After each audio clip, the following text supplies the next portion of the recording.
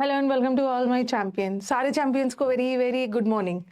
A big good morning to all my champions. Shalini, Vinita, जूही, सोहन, अनुज. सारे champions को very very good morning. एक बार audio video बता देना. आज हम लोग नया चैप्टर शुरू करने वाले हैं. ठीक है, नया चैप्टर शुरू होगा. That will be subject verb agreement. ये एग्जाम का सबसे फेवरेट चैप्टर होता है. एग्जाम का वैसे कंजंक्शन भी इंपॉर्टेंट है, बट अगर प्रीवियस पेपर आप देखते हो ना, तो सबसे ज्यादा आसानी से अगर क्वेश्चंस मिलता है तो that is of subject verb. बहुत इंपॉर्टेंट हो, सीडीएस हो, एनडीए हो, एसएससी हो, बैंकिंग हो, हर एग्जाम का फेवरेट ये टॉपिक होता है. हर एग्जाम का फेवरेट ये टॉपिक होता है. ऑल ओके, ऑल परफेक्ट है. तो चलो स्टार्ट किया जाए. ठीक है, सारे स्टूडेंट्स को वेरी वेरी गुड मॉर्निंग. माही, लक्ष्य, काजल, सारे चैंपियंस को गुड मॉर्निंग. हाँ, तो बहुत इंपॉर्टेंट चैप्टर है सब्जेक्ट वर्ब. इसका इंपॉर्टेंस इसी से पता चल जाता है ना कि प्रीवियस पेपर का सीरीज उठाओगे तो सबसे आसानी से सब्जेक्ट वर्ब मिलता है और भर भर के क्वेश्चंस मिलते हैं. ये इंपॉर्टेंट इसलिए है ना क्योंकि पेपर सेटर के पास इस अकेला टॉपिक से वो नाउन का भी एरर पूछ सकते हैं, प्रोनाउन का भी पूछ सकते हैं और वर्ब का भी पूछ सकते हैं. तो ये जो सब्जेक्ट वर्ब एग्रीमेंट टॉपिक है ना, इसमें 3 टॉपिक कवर हो जाता है. नाउन भी, प्रोनाउन भी और वर्ब भी. क्यों कवर होता है मैं बताऊंगी. इसीलिए यहाँ से बहुत ज्यादा क्वेश्चन आते हैं, बट इसका मतलब ये नहीं है कि यहीं पर सब नाउन पढ़ लेना. नाउन चैप्टर अलग से पढ़ेंगे, प्रोनाउन अलग से पढ़ेंगे, वर्ब अलग से पढ़ेंगे. ओके, गुड मॉर्निंग सारे चैंपियंस को very very good morning. Start किया जाए ना. महाकुंभ की धरती से प्रणाम. महाकुंभ बोलते हो तो मैं डर ही जाती हूँ कि मैं पता नहीं जा पाऊंगी या नहीं जा पाऊंगी, लेकिन लग रहा है 2-3 दिन में भीड़ खत्म हो जाएगी. सैटरडे तक भीड़ खत्म हो जाएगी तो मैं पहुंच सकती हूँ. सारे चैंपियंस को वेरी वेरी गुड मॉर्निंग. ये अभी नहीं पूछना है Nisha. She picked up the books lie on the table. Lie नहीं होगा, लाइंग होगा. Lying on the table. अब लाइंग क्यों होगा ना, ये मैं अभी नहीं पढ़ाऊंगी. जब मैं वर्ब चैप्टर पढ़ाऊंगी वहां पे तो वही क्वेश्चन पूछो ना जो कंजंक्शन से रिलेटेड है. जो पढ़ा दिया है उसी से पूछिए, जो अभी नहीं पढ़ाया है उसमें आपको दिक्कत होगी. अब मेरे को बताओ कि कल आप लोगों को कंजंक्शन का पीडीएफ मिल गया था? बताना एक बार मुझे. Good morning. कल कंजंक्शन वाला पीडीएफ मिला है? कल कंजंक्शन का 2 पीडीएफ डाला गया था. ठीक है, कंजंक्शन का आपका 2 पीडीएफ था, 1 और एक 2 पीडीएफ था. उसमें साथ साथ वीडियो वाला सोल्यूशन भी है. तो मुझे बताओ कि ये सबको मिल गया है और सबने बनाया या नहीं बनाया? नहीं कैसे मिला है? नहीं कैसे मिला है? सबको मिल गया है, मिल गया है. मैक्सिमम बच्चे बोल रहे हैं कि मैम मिल गया है. जिसको नहीं मिला है तो जाके चेक करो. ऐसा थोड़ी है कि मैं यहाँ से पार्सल करूंगी. डिलीवरी बॉय आएगा, कोई घंटी बजेगी और आप खोलोगे तो आपको कंजंक्शन का पीडीएफ मिलेगा. पीडीएफ मैंने पीडीएफ सेक्शन में डाल दिया है. ठीक है, पीडीएफ सेक्शन में डाल दिया है. पीडीएफ वहां जाके चेक करिए. वहां अभी आपके पास इस बैच के पीडीएफ में आपके पास पार्ट्स ऑफ स्पीच का पीडीएफ गया है वीडियो सोल्यूशन के साथ, और दूसरा कंजंक्शन का 2 पीडीएफ डाला है वीडियो सोल्यूशन के बाद. हाँ, नहीं बनाया है, टाइम नहीं मिला है तो हाँ. बिटवीन कंजंक्शन नहीं है पीयूष. बिटवीन के साथ एंड कंजंक्शन यूज होता है. बिटवीन तो प्रेपोजिशन है. ठीक है, बिटवीन प्रेपोजिशन है, उसके साथ एंड कंजंक्शन यूज होता है. Between you and me. ठीक है, ये जो बिटवीन है ना, ये प्रेपोजिशन है और बिटवीन प्रेपोजिशन के साथ एंड कंजंक्शन का यूज होता है. ठीक है, एंड और बिटवीन प्रेपोजिशन है, प्रेपोजिशन के बाद ऑब्जेक्टिव केस और मी भी ऑब्जेक्टिव. एंड से जुड़ा है ना, एंड से जुड़ा.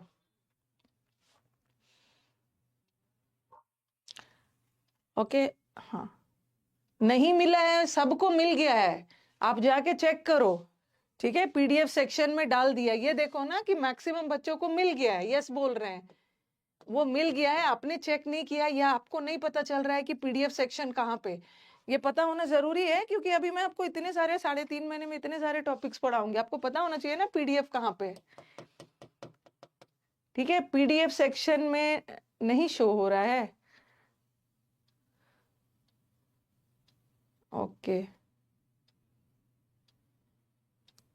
अच्छा, जिसको मिल गया है कहाँ हो रहा है? जिसको मिल गया है वो कहाँ पे मिला है, जरा बताना।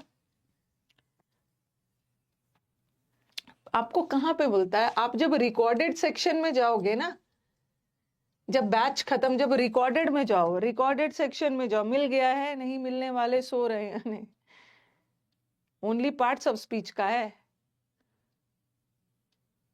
ग्रामर में जाके देखो, मिल गया है, बता दो, पीडीएफ सेक्शन में है, एक बार बता दो कहाँ पे है।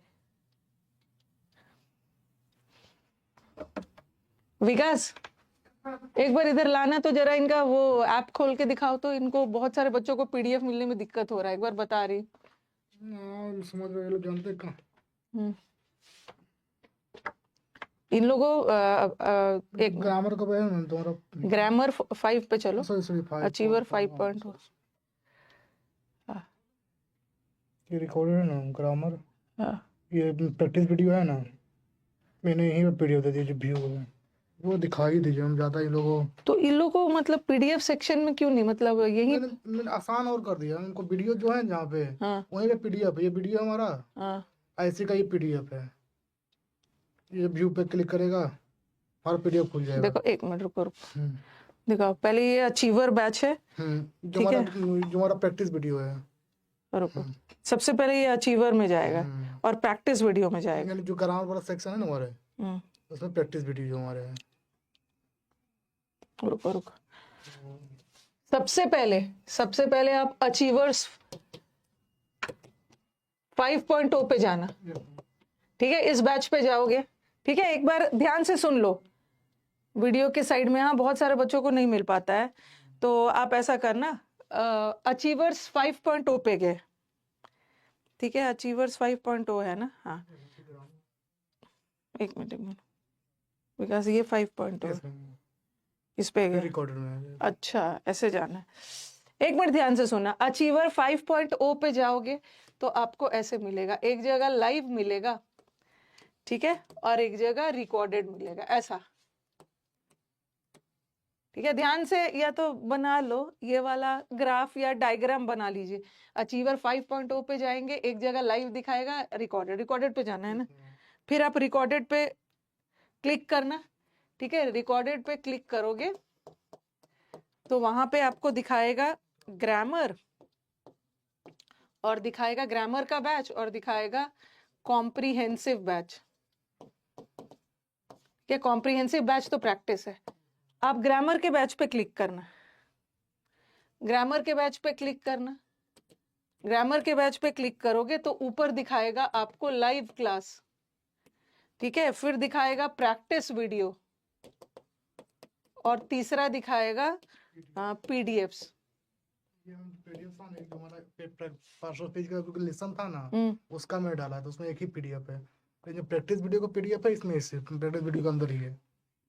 ये लोग शायद पीडीएफ पे चेक कर रहे हैं। हाँ, लेकिन हम थोड़ा सा वीडियो देख ही नहीं रहे ना, वीडियो और देखते हैं उनको व्यू में ही दिख जाता, कोई वीडियो भी नहीं देख रहा है ये लोग जानते हो क्या कर रहे हैं कि कंफ्यूजन, तो आप पीडीएफ्स पे मत जाना, आप प्रैक्टिस वीडियो पे जाना, वही पीडीएफ है ना, वीडियो में, और ये जैसे हमारे व्यू जो है दिख रहा है ना, इस पे क्लिक करेगा, इसका पीडीएफ ही हुआ है।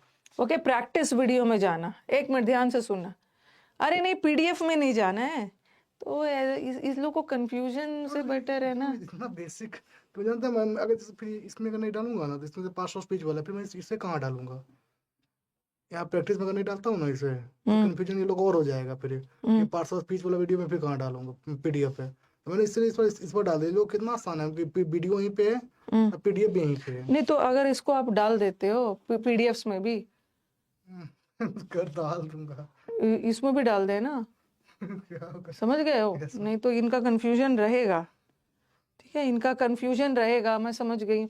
ये जो ग्रामर के बैच में जा रहे हो ना आप लोग, ठीक है, ग्रामर के बैच में जा रहे हो तो आपको लाइव क्लास दिखा रहा है, लाइव क्लास तो आपको कर ही रहे हो, ये जो प्रैक्टिस वीडियो में जाना, प्रैक्टिस वीडियो है और एक पीडीएफ है, पीडीएफ्स में ना जाके आप प्रैक्टिस वीडियो में जाओ, प्रैक्टिस वीडियो में जाके व्यू वाले सेक्शन में जाओगे ना, वहां पे मिल जाएगा, मिल गया, तो लेकिन ऐसा कंफ्यूजन हो सकता है विकास, क्या करो ना, वहां भी डाल दो। एक काम करता हूँ ना, प्रैक्टिस वीडियो के अंदर है ना, हाँ एक क्लास का, एक पीडीएफ का, 2 फोल्डर बनाता हूँ। हाँ, एक में क्लास डाल देता हूँ, एक मिनट दिखाओ।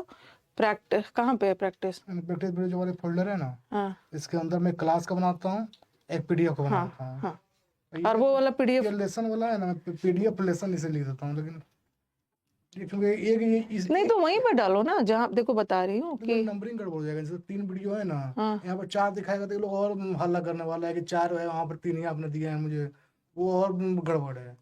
यहाँ पर 3 पीडीएफ हमारा प्रैक्टिस का है, हाँ, यहाँ पर फिर 4 पीडीएफ दिखाएगा, लेकिन वीडियो हमारा 3 ही का रहेगा, तो वो एक और तो उसका भी तो डालोगे ना, प्रैक्टिस का, ये पार्ट्स ऑफ स्पीच का भी तो है वीडियो। लेसन वाला पीडीएफ है ना मैम, लेसन वाला मिलाकर एक वो मिलाकर ये 4 हो जाएगा। वो समझ जाएगा, मैम ये लोग मैंने वो समझ जाएगा, क्योंकि ये कंफ्यूजन कर सकता है। ठीक है, मैं कर तो देता आप हूँ। वैसे ही करो, जहाँ क्योंकि बच्चे तो जहाँ पीडीएफ है वहीं जाएंगे ना। ठीक है, पीडीएफ में डाल देता हूँ सारा, और क्या। क्या? ठीक है, पीडीएफ में डाल देता हाँ कुछ मत करो, हूँ। प्रैक्टिस वीडियो को रहने दो। पीडीएफ के अंदर डाल जहाँ हाँ, हर जैसे पीडीएफ में देता डालते जाओ। ठीक है, ओके। ठीक है, ये दोनों भी डाल दो। मैं 3।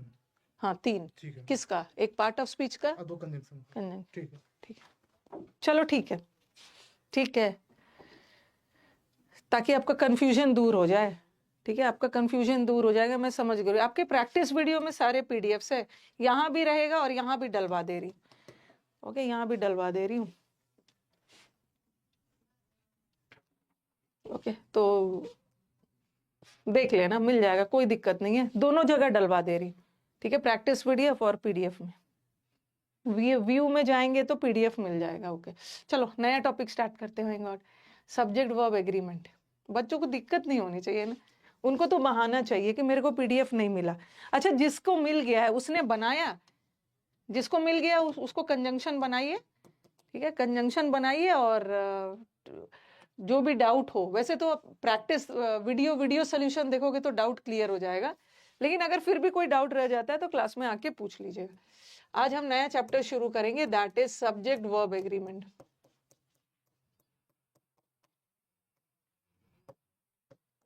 कोशिश यही रहना चाहिए ना कि आप लोग को कोई चीज में दिक्कत नहीं होनी चाहिए, नहीं तो आप लोगों को तो बहाना चाहिए नहीं पढ़ने का। सब्जेक्ट वर्ब एग्रीमेंट, ठीक है, कुछ बुक्स में इसका नाम सब्जेक्ट वर्ब ना लिख के, कुछ बुक्स में हाफ बनाया है ना, आज बना लेंगे। हाँ, बना लेना है, पाइल अप करके क्या फायदा। बच्चे बहुत है मैम, एक बनाया है एक संडे को, बाकी एडिटोरियल बनाया है, टेलीग्राम वाला बच्चे तो बहुत पढ़ रहे हैं भाई। कुछ बुक्स में, आप छोड़ो वो सब, कुछ बुक्स में सब्जेक्ट वर्ब एग्रीमेंट को सब्जेक्ट वर्ब एग्रीमेंट ना लिख के सिंटेक्स लिख देते हैं। ठीक है, आप बोलोगे कि मैम तो सब्जेक्ट वर्ब एग्रीमेंट का दूसरा नाम सिंटेक्स होता है। कुछ बुक्स में ना सिंटेक्स लिखा हुआ होता है, तो बच्चे बुक्स लेके आते हैं, मैम इस बुक में तो सब्जेक्ट वर्ब एग्रीमेंट चैप्टर है ही नहीं है, इन्होंने दूसरा नाम दे दिया है, सिंटेक्स का नाम। इसको सिंटेक्स क्यों बोलते हैं? सिंटेक्स का मतलब क्या होता है? स्ट्रक्चर, ढांचा। किसी भी वाक्य का स्ट्रक्चर क्या होता है? जैसे बिल्डिंग का स्ट्रक्चर होता है ना, उसी तरह कोई भी वाक्य का एक ग्रामेटिकल स्ट्रक्चर होता है। ग्रामेटिकल स्ट्रक्चर मतलब कोई भी वाक्य को मीनिंगफुल सेंस देने के लिए, एक वाक्य को मीनिंगफुल सेंस देने के लिए उसमें सब्जेक्ट और वर्ब का होना बहुत जरूरी है। अगर ऑब्जेक्ट ना भी हो तो फिर भी काम चल जाएगा, मीनिंगफुल सेंस आएगा, लेकिन सब्जेक्ट और वर्ब होना बहुत जरूरी है। सदियों पहले सब्जेक्ट ने वर्ब से एग्रीमेंट किया था। ओके, सदियों पहले सब्जेक्ट ने वर्ब से एग्रीमेंट किया था। ओके, एग्रीमेंट, दोनों उनके बीच में एक एग्रीमेंट हुआ था। क्या हुआ था? कि हम दोनों साथ साथ रहेंगे, जहां सब्जेक्ट रहेगा वहां वर्ब रहेगा, जहां वर्ब रहेगा सब्जेक्ट रहेगा। ओके, अब आप बोलोगे कि मैम सब्जेक्ट क्या होता है? सब्जेक्ट को हिंदी में कर्ता बोलते हैं, और वर्ब इज द क्रिया। ठीक है, कर्ता और क्रिया के बीच में एग्रीमेंट हुआ था कि हम वाक्य को मीनिंगफुल सेंस देने के लिए हम दोनों साथ साथ रहेंगे। और किसी भी वर्ड को, फर्स्ट डे ही मैंने आपको बताया था, किसी भी वर्ड को सब्जेक्ट होने के लिए क्या होना है? नाउन या प्रोनाउन। तो हमारे वाक्य का जो सब्जेक्ट है या तो नाउन होता है या तो प्रोनाउन होता है, और ये तो वर्ब है। तो मैंने क्यों बोला कि सब्जेक्ट वर्ब से कैसे एरर आता है? सब्जेक्ट वर्ब को मैंने पार्ट ऑफ स्पीच में इंक्लूड नहीं किया था। पार्ट ऑफ स्पीच में नाउन, प्रोनाउन और वर्ब आता है, और ये एग्जामिनर का फेवरेट टॉपिक क्यों है? क्योंकि इससे 3 टाइप ऑफ एरर्स आ सकता है। इससे आप इस चैप्टर में नाउन का एरर भी कवर हो जाता है, प्रोनाउन का भी हो जाता है, वर्ब का भी हो जाता है। क्यों? क्योंकि किसी भी वाक्य में सब्जेक्ट होने के लिए नाउन, प्रोनाउन और ये वर्ब है, तो इसमें 3 टॉपिक्स कवर हो जाता है। और सब्जेक्ट वर्ब से बेसिकली कैसा एरर आता है? सब्जेक्ट वर्ब से बेसिकली सिंगुलर और प्लूरल का एरर आता है। जैसे कर्ता ने क्रिया से सदियों पहले एग्रीमेंट किया था। एग्रीमेंट के टर्म्स कंडीशंस क्या थे? ठीक है, एग्रीमेंट के टर्म्स कंडीशंस थे कि कर्ता ने क्रिया से बोला कि अगर मैं सिंगुलर, अगर हमारे वाक्य का जो सब्जेक्ट है वो सिंगुलर है, ठीक है, तो वहां पे वर्ब भी सिंगुलर होगा। अगर कर्ता एक वचन है तो क्रिया भी एक वचन। ओके, अगर हमारे वाक्य का सब्जेक्ट प्लूरल है, अभी लिखने की जरूरत नहीं है, तो हमारे वाक्य का वर्ब भी प्लूरल होगा। तो यही एग्रीमेंट का टर्म्स एंड कंडीशंस। दोनों ने सदियों पहले एग्रीमेंट किया कि हम साथ साथ रहेंगे। और क्या कंडीशन था कि अगर मैं सिंगुलर तो तुम भी सिंगुलर, अगर मैं प्लूरल तो तुम भी प्लूरल। और सिंगुलर और प्लूरल बनने की टेंडेंसी हमारे पास 8 पार्ट ऑफ स्पीच है। नाउन है, प्रोनाउन है, कंजंक्शन है, प्रेपोजिशन है। लेकिन सिंगुलर और प्लूरल बनने की एबिलिटी सिर्फ किसमें होता है? नाउन का सिंगुलर प्लूरल बनता है, प्रोनाउन का सिंगुलर प्लूरल बनता है, और वर्ब का सिंगुलर प्लूरल बनता है। एडजेक्टिव का, एडवर्ब का, कंजंक्शन का, प्रेपोजिशन का सिंगुलर प्लूरल नहीं बनता है। तो पूरा सब्जेक्ट वर्ब टॉपिक ही ना सिंगुलर और प्लूरल पे बेस्ड है। क्यों? क्योंकि पूरा subject verb topic noun, pronoun और वर्ब से रिलेटेड है, और यही तीनों में क्षमता है सिंगुलर और प्लूरल बनने का। ओके, तो बस इसीलिए अभी नोट करने की जरूरत नहीं है। ओके, अभी आपको नोट करने की जरूरत नहीं है। बस बस बस मुझे यही बताना था कि सब्जेक्ट वर्ब इंपॉर्टेंट टॉपिक क्यों है। क्योंकि सब्जेक्ट वर्ब में नाउन, प्रोनाउन और वर्ब सब कवर हो जाता है। क्यों?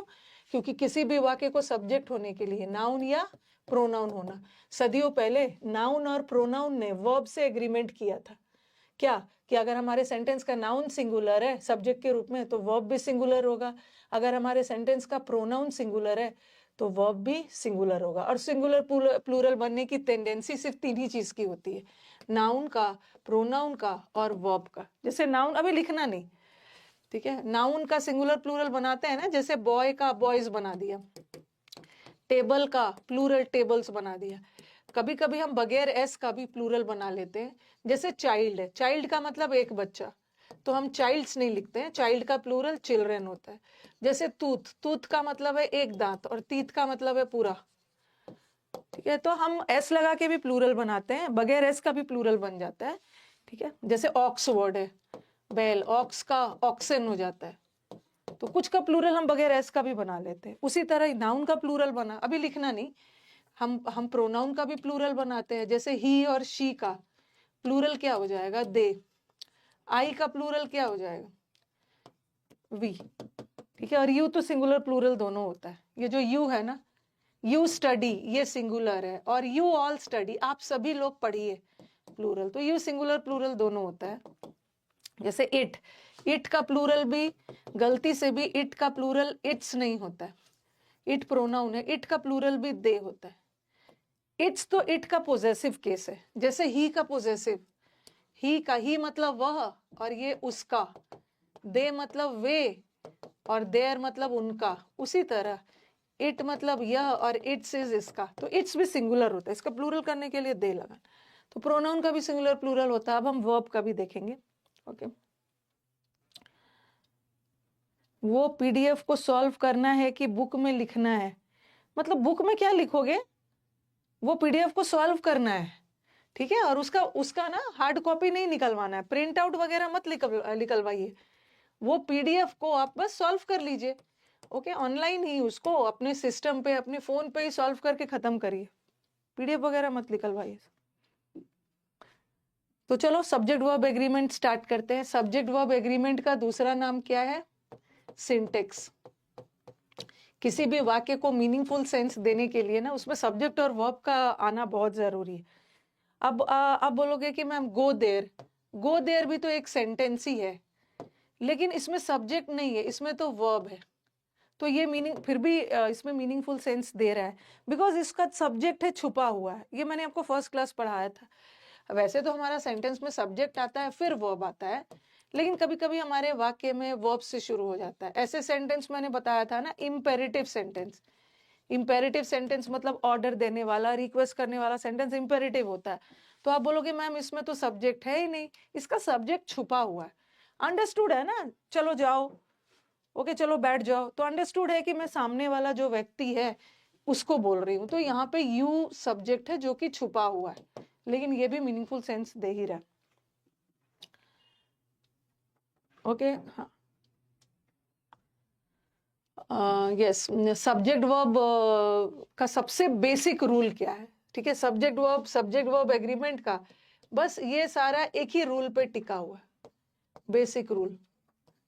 सब्जेक्ट वर्ब का बेसिक रूल क्या बताता है? देखो नीचे लिखा है, बेसिक रूल बताता है कि अगर हमारे वाक्य का सब्जेक्ट सिंगुलर हो, एक वचन हो, तो verb should also be singular. अगर हमारे वाक्य का सब्जेक्ट प्लूरल हो तो वर्ब भी प्लूरल। लिख लो इसको।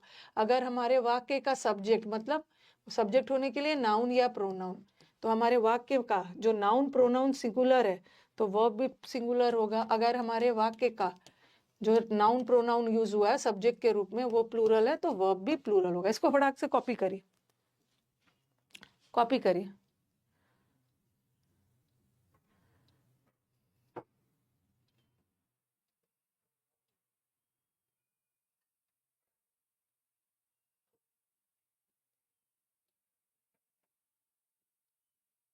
नहीं नहीं, इट को प्लूरल करने पे इट जो दे है ना, ओके, दे जो है वो लिविंग के लिए भी यूज होता है और नॉन लिविंग के लिए भी यूज होता है। और उसी तरह इट प्रोनाउन में पढ़ाऊंगी, इट लिविंग के लिए भी यूज होता है, नॉन लिविंग के लिए, सजीव निर्जीव दोनों के लिए, दोनों के लिए अंकित।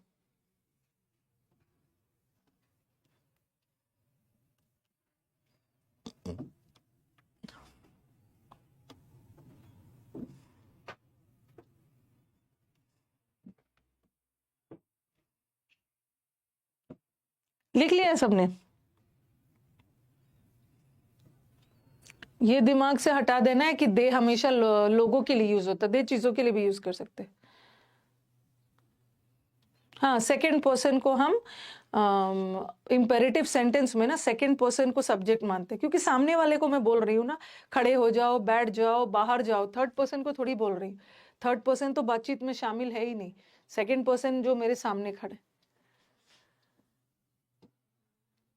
ओके, तो चलो, हाँ, अब सिंगुलर प्लूरल थोड़ा देखना। अब प्रॉब्लम क्या होता है, ठीक है, ये एकदम ध्यान रखना है, क्योंकि यहीं पे बच्चे गलती करते हैं। बच्चों ने अपने दिमाग में बैठाया है कि हम प्लूरल करने के लिए ना, किसी वर्ड को प्लूरल करने के लिए उसमें एस डालते हैं या आईईएस डालते हैं या ईएस डालते हैं। मतलब किसी भी वर्ड को प्लूरल करने के लिए हम उसमें एस लगाते हैं, ठीक है, एस लगाते हैं। जैसे बॉय है, बॉय सिंगुलर है तो उसका प्लूरल बॉयज कर दिया। कभी कभी नाउन को बगैर एस लगाए भी प्लूरल कर सकते हैं, जैसे चाइल्ड का चिल्ड्रेन, तीत का तूथ का तीत, फूट का फीट, गर्ल का गर्ल्स लगा दिया। ठीक है, हम एस लगाकर प्लूरल बनाते हैं, बट किसका? नाउन का। याद रखना है, याद रखना है कि जब नाउन में, ठीक है, जब नाउन में एस लगता है तो वो क्या बन जाता है? जब नाउन में एस लग जाता है तो वो प्लूरल बन जाता है। देखो ये नाउन था, इसमें मैंने एस लगाकर प्लूरल कर दिया। जैसे मैंने लिखा baby, baby is also a noun, इसका प्लूरल जो भी वर्ड आई वाई से खत्म होता है ना उसमें आई एस लगा दिया। मैंने लिखा लीफ, लीफ मतलब एक पत्ता है, एक चीज है, चीज भी तो नाउन ही होता है, नाउन किसी व्यक्ति वस्तु का नाम होता है, तो इसमें मैंने लीव्स लगा दिया। तो नाउन को प्लूरल करने के लिए या तो हम ईएस लगाते हैं, या तो आईएस लगाते हैं, या तो एस लगाते हैं। मतलब नाउन को प्लूरल करने के लिए उसमें एस लगाते हैं, बट उल्टा हो जाता है वर्ब के साथ।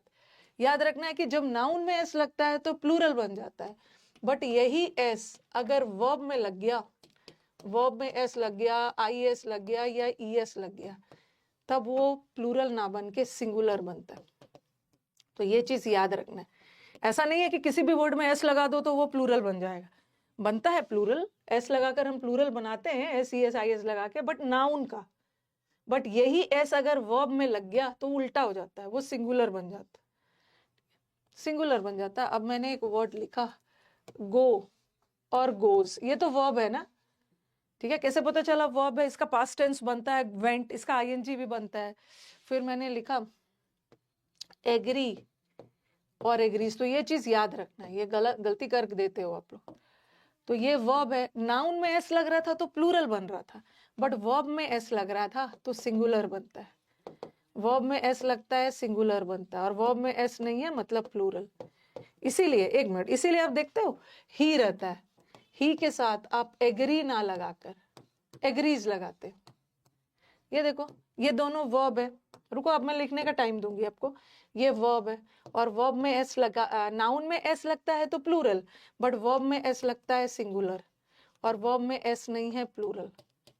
तो नाउन को प्लूरल बनाने के लिए हम एस लगाते हैं, लेकिन वर्ब को प्लूरल बनाने के लिए एस हटाते हैं। उसी तरह मैंने लिखा दे के साथ भी एग्री होगा, क्योंकि देख लो सेंटेंस, ये तो बहुत बेसिक चीज है। यहाँ पे आप देखिए, ये हमारा ही सेंटेंस का सब्जेक्ट है। सब्जेक्ट होने के लिए नाउन या प्रोनाउन, तो ये प्रोनाउन है और ही सिंगुलर होता है। अगर हमारा नाउन प्रोनाउन सिंगुलर है, सब्जेक्ट सिंगुलर है, तो वर्ब भी सिंगुलर होगा ना। नाउन में एस लगता है तो प्लूरल, बट वर्ब में एस लगता है सिंगुलर, और दे तो प्लूरल है, तो इसके साथ एग्री लगा। बस ये थोड़ा सा लिख लीजिए इसको।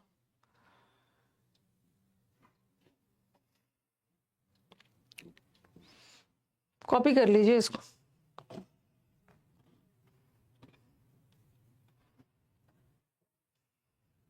नाउन में एस प्लूरल, वर्ब में एस सिंगुलर।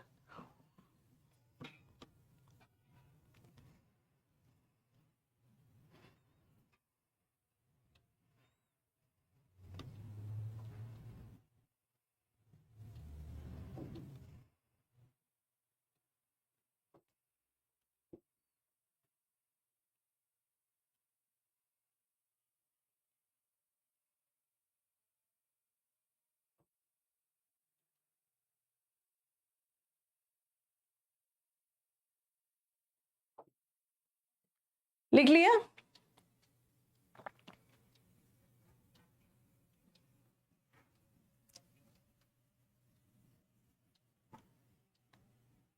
ओके, लिख लिया। तो नाउन सिंगुलर है तो वर्ब सिंगुलर, ओके। अगर प्रोनाउन भी सिंगुलर है, जैसे जैसे यू, ही तो बता दिया, ही शी, ये सब ही प्रोनाउन है, शी भी प्रोनाउन है, आई भी सब प्रोनाउन है, तो ये सब सिंगुलर है, ठीक है। उसी का दे, वी, इट भी सिंगुलर होता है, दे, वी, ये सब प्लूरल है, प्लूरल प्रोनाउन है।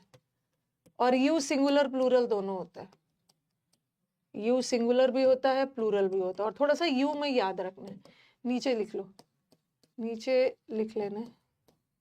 थोड़ा सा एक्सेप्शन होता है, आई वाला ना थोड़ा एक्सेप्शन है। इधर आई को अभी छोड़ दो, आई और यू में थोड़ा सा एक्सेप्शन है। आई और यू तो सिंगुलर प्लूरल दोनों होता है, बट आई बता रही हूँ सिंगुलर होते हुए भी वर्ब प्लूरल लेता है। आई के साथ गो लगाओगे या आई गोज, क्या लगाओगे? और यू सिंगुलर भी हो या प्लूरल भी हो, यू गो लगाओगे या यू गोज, क्या लगेगा? इसको मैं बताऊंगी अभी ना। आई वाला जैसे जैसे हमारा बैच बढ़ेगा ना, जैसे जैसे इफ आई वर, आगे मैं आपको पढ़ाऊंगी। मैम आई के साथ तो वॉज भी लगता है, ठीक है। आई तो सिंगुलर है, उसके साथ वॉज भी लगता है, लेकिन यहाँ तो आई के साथ आपने प्लूरल लगाया, ठीक है। आई के साथ जैसे जैसे हमारा बैच आगे बढ़ेगा ना, टेंस वगैरह पढ़ाऊंगी तो उसमें भी डिटेल में पढ़ाऊंगी। आई के साथ गोज नहीं लगाते, आई सिंगुलर होते हुए भी वर्ब प्लूरल लेता है, और यू तो सिंगुलर प्लूरल दोनों होता है, चाहे वो सिंगुलर हो या प्लूरल हो, वर्ब तो प्लूरल है। कभी भी यू गोज नहीं बोलेंगे, यू गो, आई गो। लेकिन आई वाला ना मैं टेंस में और बताऊंगी, कभी कभी आई सिंगुलर भी लेता है और कभी कभी आई के साथ हम वर्ब भी लगाते हैं, ठीक है। तो आप बोलोगे मैम कैसे पता चलेगा? ठीक है, यहाँ तो आई के साथ प्लूरल लगा, क्योंकि वर्ब में जब एस लगा है, नाउन में एस लगता है तो सिंगुलर, सॉरी, नाउन में एस लगता है तो प्लूरल, वर्ब में एस लगता है सिंगुलर, और ये प्लूरल है तो आई तो सिंगुलर होता है, आपने वर्ब प्लूरल लगाया, और यू तो सिंगुलर प्लूरल चाहे जो भी हो, वर्ब तो प्लूरल ही लेगा। ये मैं अलग से करवाऊंगी, जब मैं आपको टेंस पढ़ाऊंगी ना वहां पे पढ़ाऊंगी। कंडीशनल सेंटेंस, अगर मैं इंडिया का प्राइम मिनिस्टर होता तो काल्पनिक वाले सेंटेंस में आई के साथ वर होता है। अभी इसको छोड़ दो, टेंस में पढ़ाऊंगी।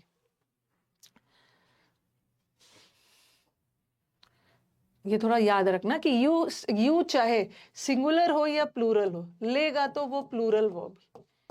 You go, you wish, you agree, plural verb ही लेगा।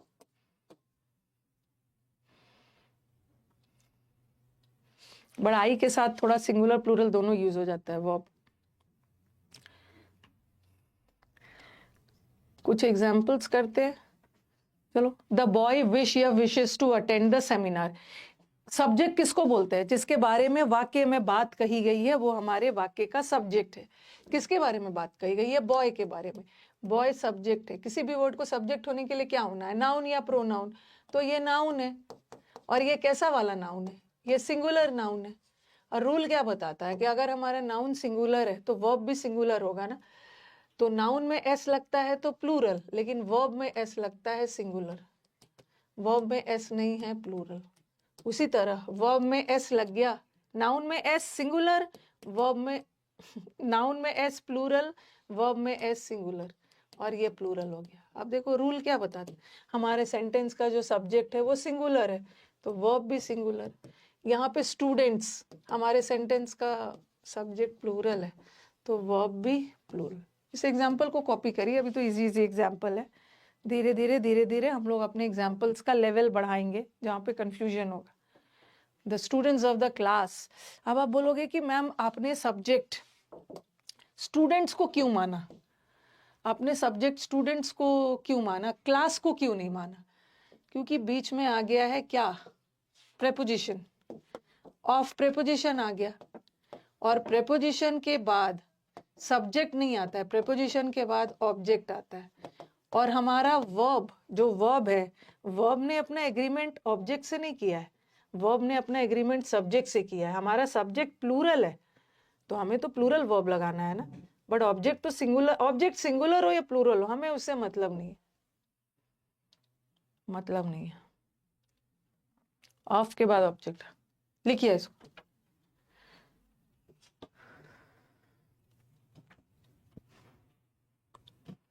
आज मैं YouTube पे ना वो कैप पढ़ाने वाली, तो आप लोग आ सकते हो। वो कैप पढ़ने के लिए ना पहले से कोई तैयारी नहीं चाहिए, आप आ सकते हो। निमोनिक बना बना के पेपर क्वेश्चंस को सॉल्व करवाऊंगी, आ सकते हो, कोई दिक्कत नहीं। लिख लिया?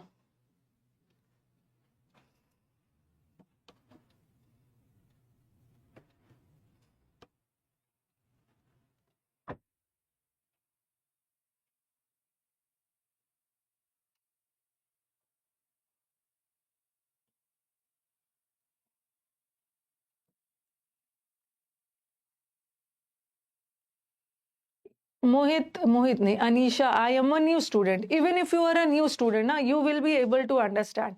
इन order to understand subject verb agreement, even if you don't have a knowledge of English, but still you can understand, because this is not a topic that is related to some other topic.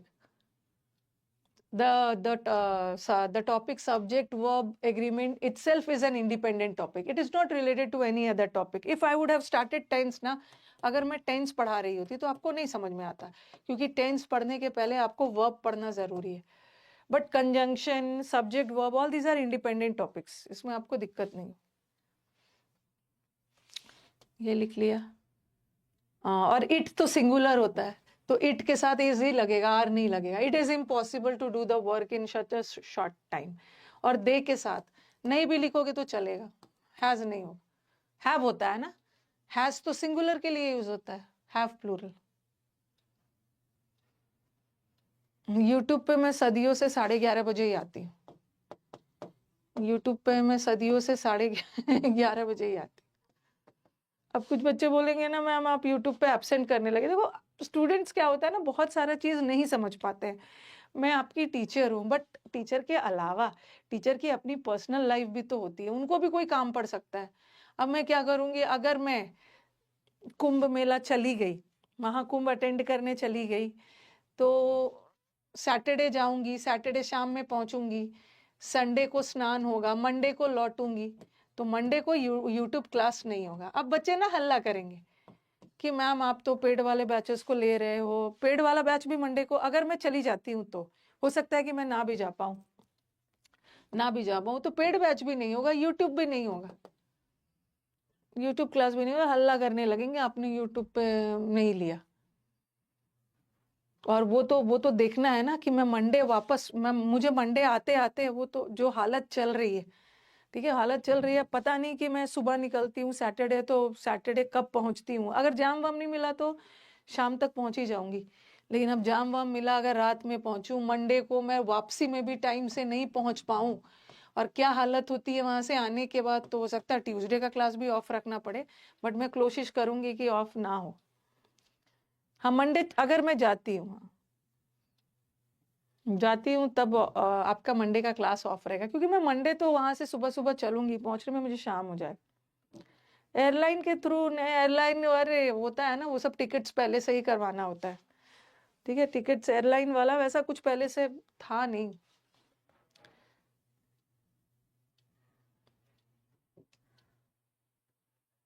थोड़ा late से जाओ ना, थोड़ा late से मैं जा सकती थी, बट होटल वगैरह की बुकिंग हो गई है ना, ओके, होटल वगैरह की बुकिंग हो गई है, तो लेट से नहीं जा सकती, मैं पोस्टपोन नहीं कर सकती, इसीलिए जाना तो मुझे पड़ेगा ही, मतलब या तो जाना पड़ेगा या तो नहीं जाना पड़ेगा सैटरडे संडे। ये वाला बता दिया ना, यू वाला तो बता ही दिया, यू सिंगुलर हो या प्लूरल हो, यू के साथ कभी भी इज नहीं लगता है, यू के साथ हमेशा आर लगेगा, ये तो पढ़ा दिया। यू सिंगुलर है फिर भी आर, यू ऑल आर।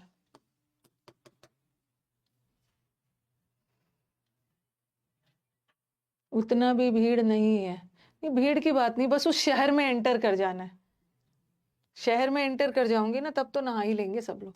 चलो छोड़ो वो सब, अब आ जाओ, अब मैं थोड़ा सा लेंथी सेंटेंस देती हूँ, ठीक है, एग्जाम में छोटा छोटा सेंटेंस नहीं आएगा ना, ये जो मैंने छोटा छोटा सेंटेंस दिया आपके कॉन्सेप्ट को क्लियर करने के लिए, ठीक है, इट के साथ आर नहीं होगा, इट के साथ इज होगा, दे के साथ हैव होगा, लेकिन एग्जाम में क्वेश्चंस तो थोड़ा सा लेंदी आता है, छोटे सेंटेंस है, कॉन्सेप्ट क्लियर करना है, लेंदी सेंटेंस से प्रैक्टिस करना है, ये सारे प्रीवियस ईयर है, ठीक है, ये सब प्रीवियस ईयर के क्वेश्चंस। अब मुझे बताओ, the monsoon have in the past 5 days, पिछले 5 दिनों में monsoon has retreated from most parts of the country, कहां पे एरर? यहाँ हमारे पास वर्ब है, और एक चीज याद रखना, हाँ एक चीज और बताना है कि ये जो सिंगुलर प्लूरल होता है ना, ये प्रेजेंट टेंस में होता है, जैसे प्रेजेंट टेंस में ही के साथ आप हैज लगाते हो, ही सिंगुलर है तो हैज लगाया, और दे प्लूरल है तो दे प्लूरल है तो आपने हैव लगाया, लेकिन पास्ट टेंस में सिंगुलर प्लूरल नहीं होता है, पास्ट टेंस में सिंगुलर के साथ भी वही हैड, क्योंकि हैज और हैव का पास्ट हैड होता है ना, और प्लूरल के साथ भी वही हैड, ठीक है, पास्ट टेंस में सिंगुलर प्लूरल नहीं होता है। और प्रेजेंट टेंस में ही के साथ क्या लगाते हो, ही के साथ गोज लगाओ, और दे के साथ गो लगाओ, प्रेजेंट टेंस में ही के साथ डज लगाओगे, और दे प्लूरल है तो आप डू लगाओ, जो भी सिंगुलर प्लूरल होता है वो प्रेजेंट टेंस में होता है, बट पास्ट टेंस में गो का पास्ट क्या होता है, वेंट, तो पास्ट टेंस में सिंगुलर के साथ भी वही पास्ट टेंस और प्लूरल के साथ भी वही पास्ट टेंस, डू और डज तो प्रेजेंट होता है, ही के साथ डज, दे के साथ डू, बट डू डज का पास्ट डिड होता है, तो ही के साथ भी वही डिड और इसके साथ भी वही डिड, तो पास्ट टेंस में सिंगुलर प्लूरल नहीं होता, ओके। अब देखो, द मानसून हैव, यहाँ पे 2 वर्ब लगा है, एक वर्ब ये है और एक वर्ब ये है, ठीक है, वर्ब ये पास्ट टेंस, मानसून रिटेरिएट हो गया, और दूसरा ध्यान रखना ना, ये वैसे ये जो वर्ब है ना, हैव के बाद V3 आता है, ये मैं वर्ब में पढ़ाऊंगी, ठीक है, हैज हैव हैड के बाद V3 आता है, तो मानसून सिंगुलर है तो मानसून के साथ हैज लगा, हैज के साथ V3 लगा हुआ है। तो एरर किस पार्ट में है? एरर हमारा थर्ड पार्ट में। मानसून के साथ आप ऐसे मत लिखिएगा, ठीक है, आप ऐसे नहीं लिखना, आप बस ये लिखो, माय गॉड ये वाला सिर्फ ये वाला लाइन लिखिए, इसको लिखने की जरूरत नहीं है। ये तो नहीं, उन्होंने इसी लाइन को तोड़ तोड़ के लिख दिया और बताया है कि इस पार्ट में एरर। आप बस ऊपर वाले लाइन को लिख के छोड़ना, ये सब मत लिखना।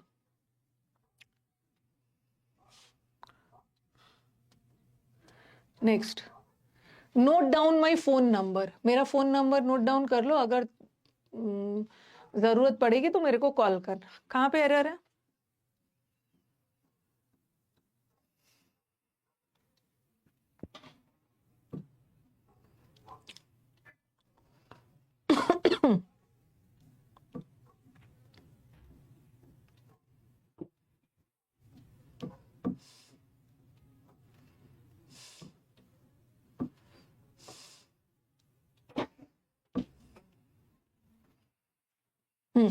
यू है ना, क्या बताया था मैंने, यू सिंगुलर हो या प्लूरल हो, यू के साथ हमेशा वर्ब प्लूरल आता है, लेकिन यहाँ पे तो एस लगा के वर्ब को सिंगुलर कर दिया ना, तो यहाँ पे आप एरर है, आप बस इसको नोट करना, you need to, need you singular हो या प्लूरल हो, वर्ब तो प्लूरल ही होता, बस ऊपर वाला लाइन नोट करना, ये सब नोट नहीं करना।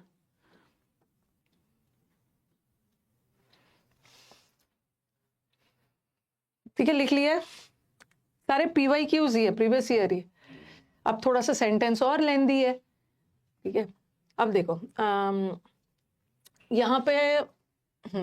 यहाँ पे हमारे पास दो वर्ब है, एक इज है।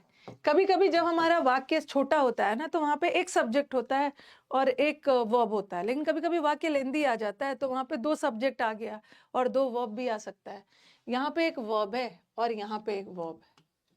ये जो वर्ब है ना, the dash is thinning, thin का मतलब होता है पतला होना, क्या थिन हो रहा है? हेयर। तो ये वाला जो वर्ब है किसके लिए लगा है? इस सब्जेक्ट के लिए, और हेयर तो सिंगुलर है तो इसके साथ वर्ब भी सिंगुलर रहेगा, तो इस यहाँ पे कोई गड़बड़ी नहीं। गड़बड़ी कहाँ पे है? गड़बड़ी यहाँ पे है during hair transplantation. Hair transplantation के दौरान जो हेयर फॉलिकल्स होते हैं ना, हेयर फॉलिकल्स कौन सा होता है? जहां से अपना आपका बाल उगता है, वो सब फॉलिकल्स होते हैं। तो ये जो वर्ब है ना, ठीक है, ये जो वर्ब है किसके लिए लगा है? ये जो वर्ब है किसके लिए लगा है? ये जो वर्ब है किसके लिए लगा है? हेयर फॉलिकल्स के लिए, और हेयर फॉलिकल्स प्लूरल है तो यहाँ पे आर होगा, हेयर फॉलिकल्स आर। तो इस सेंटेंस में दो सब्जेक्ट था, यहाँ एक सब्जेक्ट हेयर था, उसके लिए वर्ब सिंगुलर लगा है, बट यहाँ हेयर नहीं था, हेयर फॉलिकल्स था, फॉलिकल्स प्लूरल है। ओके, हेयर फॉलिकल्स जहाँ से हेयर उगता है तो यहाँ पे आर लगा। अब बच्चों के दिमाग में ये भी आ सकता है कि मैम क्या हमारा वाक्य में हमेशा सब्जेक्ट ही पहले होगा फिर वर्ब आएगा? ऐसा जरूरी नहीं है, ये मैंने आपको फर्स्ट डे पढ़ाया भी था, ऐसा कुछ सेंटेंस लिखा था, at the time of the event.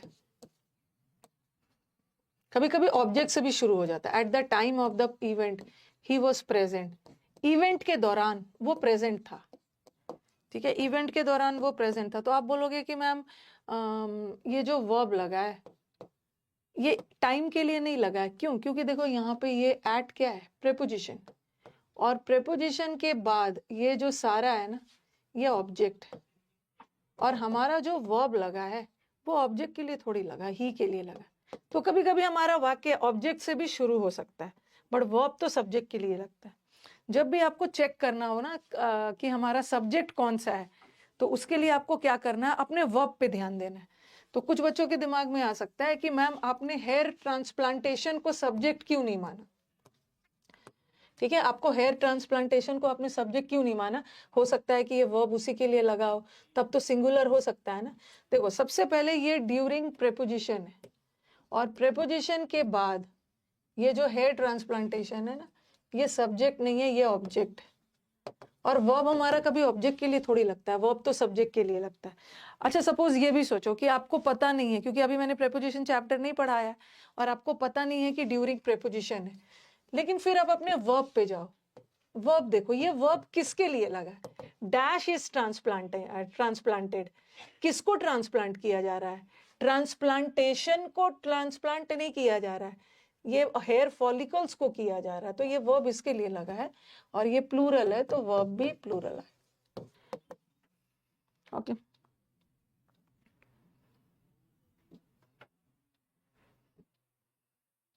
Okay, आगे बढ़ते हैं। दो तरीके से देख सकते हो। ड्यूरिंग प्रेपोजिशन है, प्रेपोजिशन के बाद हेयर ट्रांसप्लांटेशन ऑब्जेक्ट है, और वर्ब लगाते समय हमें ऑब्जेक्ट थोड़ी देखना है, हमें तो सब्जेक्ट देखना है। वो भी नहीं समझ आ रहा है तो थोड़ा सेंटेंस को पढ़ो। डैश इज ट्रांसप्लांटेड, क्या चीज को ट्रांसप्लांट किया जाता है? एक पार्ट से दूसरे पार्ट पे, इस फॉलिकल्स को। ये तो आर हो जाएगा। नेक्स्ट, ऑल द प्रोफेसर, ये वाला ना वो है, ये सेंटेंस इंप्रूवमेंट है। सेंटेंस इंप्रूवमेंट का मतलब क्या होता है कि जो पार्ट में गलती है या तो उसको अंडरलाइन कर देते हैं या तो पूरा उसको बोल्ड कर देंगे। गलती यहाँ पे, एरर में सिर्फ एरर निकालना होता है, और सेंटेंस इंप्रूवमेंट में आपको एरर भी देखना है और सही वाला चुनना भी है। अगर यहाँ से लेकर यहाँ तक में कोई एरर नहीं है तब आपका आंसर नो इम्प्रूवमेंट होगा, मतलब ये सही है, कोई इम्प्रूवमेंट करने की जरूरत नहीं। बट अगर एरर है, आप मुझे बताओ पहले,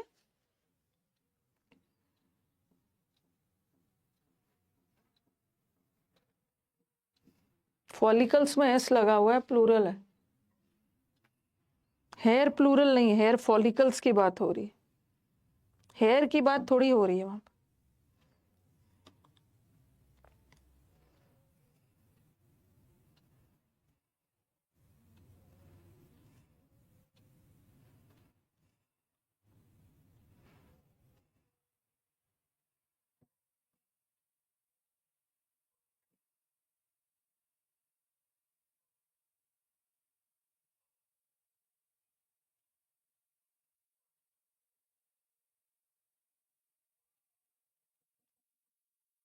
कौन वाला सा आंसर है? सबसे पहले देखो, ये जो दिस होता है ना, ये सिंगुलर होता है, तो दिस के बाद कॉलेज आएगा, दिस कॉलेज, और दिस का प्लूरल दीज होता है, तो दिस का कॉलेजेस आएगा।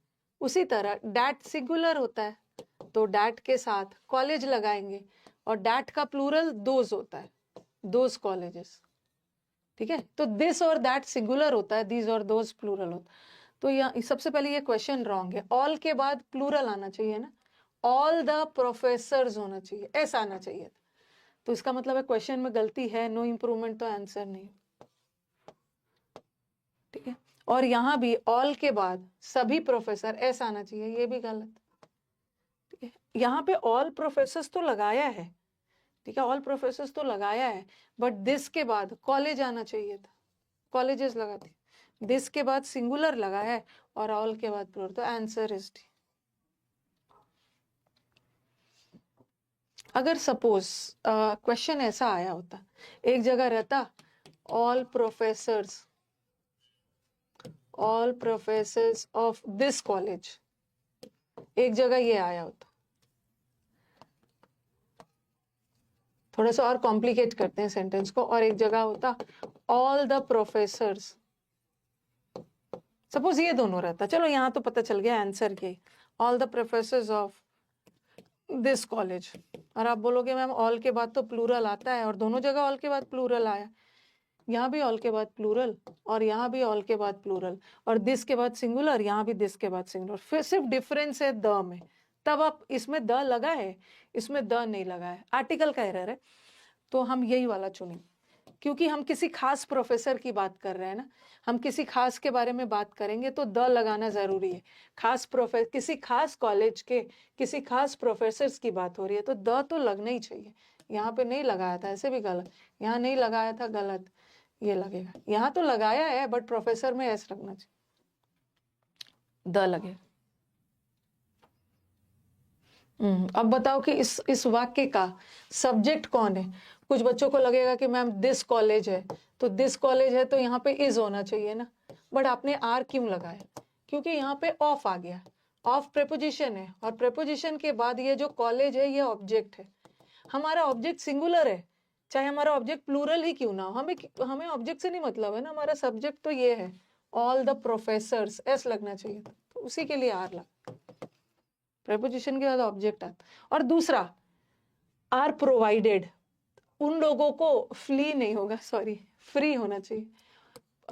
एक मिनट, और थोड़ा सेंटेंस देखो ना, कॉलेज को फ्री में बंगलोज नहीं मिला है, कॉलेज को नहीं मिला है बंगलो, प्रोवाइडेड बंगलो, घर किसको मिला है, प्रोफेसर को मिला है, तो उसी के लिए वर्ब लगा।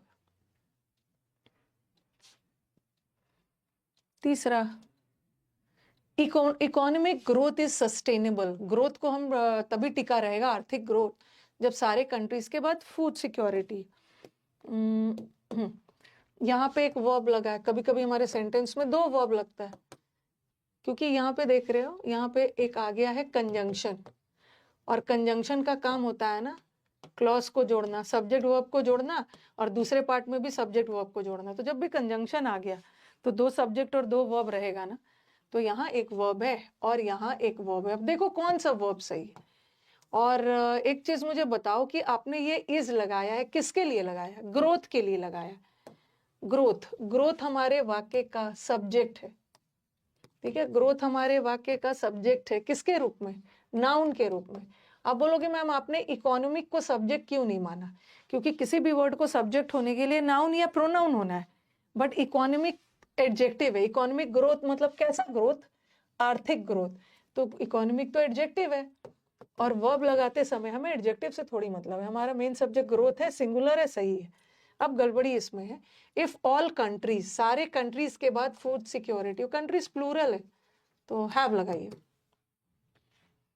हैव, ऑल कंट्रीज के लिए हैव फूड सिक्योर, पूरा मत लिखना, यहीं पे लिख। कंजंक्शन का जो ना, कई बच्चे पीडीएफ का गेम खेलते हैं, उनको सिर्फ मन की संतुष्टि के लिए ना सिर्फ पीडीएफ चाहिए, पीडीएफ को रखना नहीं है, जैसे जो पीडीएफ मिल रहा है ना उसको बना के खत्म करिए, नहीं तो पाइल अप हो जाएगा। कंजंक्शन फटाफट बना के रख लीजिए, ओके, फिर आपको, आप रेडी रहिएगा, कंजंक्शन बना के पीडीएफ रख लीजिए, क्योंकि आपको, और तब तक, जब तक सब्जेक्ट वर्ब का पीडीएफ नहीं आ रहा है ना सॉल्व करने के लिए, तब तक वोकैब वाला पीडीएफ देखिए, वोकैब में भी मैंने आपको काफी सारा पीडीएफ दिया है, तब तक वो करो।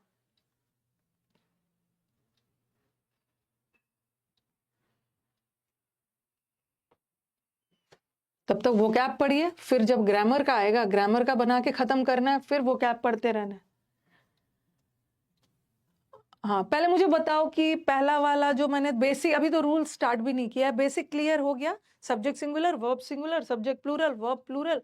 कभी कभी प्रेपोजिशन वाला आपको थोड़ा सा धोखा दे सकता है, और जरूरी नहीं है ना कि सब्जेक्ट और वर्ब एकदम सटे सटे हो, ओके, एकदम आस पास हो, ऐसा जरूरी नहीं है।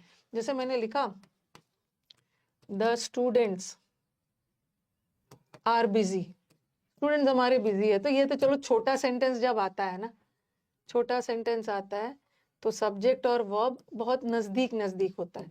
जब सेंटेंसेस लेंदी आ जाता है तो सब्जेक्ट वर्ब से दूर हो जाता है, मतलब सब्जेक्ट से वर्ब दूर हो जाता है। मैंने लिखा द नॉलेज ऑफ, अच्छा ऐसा लिखा,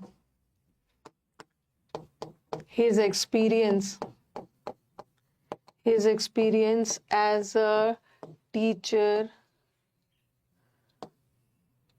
for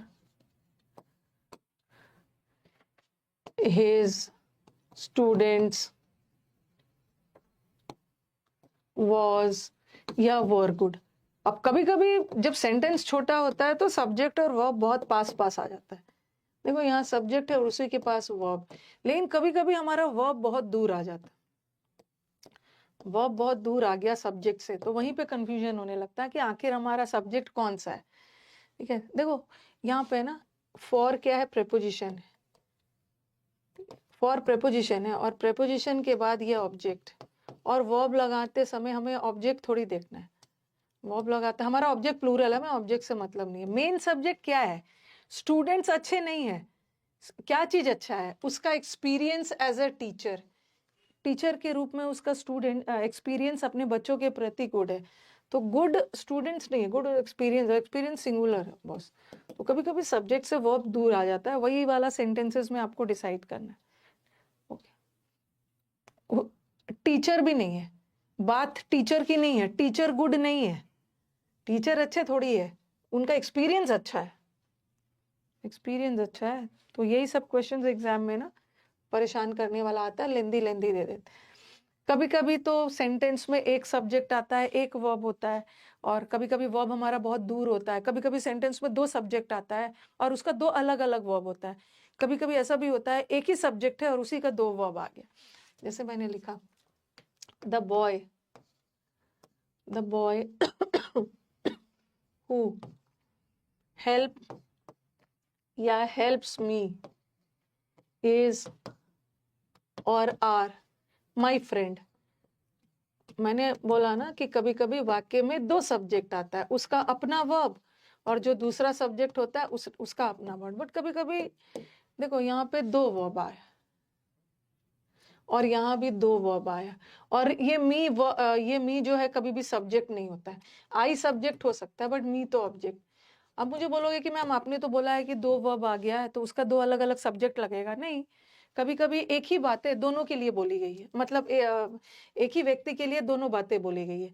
जो लड़का मेरी हेल्प करता है वो मेरा दोस्त है, तो इस लड़के के बारे में यही लड़का मेरी हेल्प करता है, एक ही लड़का है सिंगुलर, और यही तो मेरा दोस्त भी है। तो यहाँ जो दोनों वर्ब आया है ना, जो दोनों वर्ब आया है ये बॉय के लिए लगा, इसी सब्जेक्ट के लिए। तो ऐसा भी हो सकता।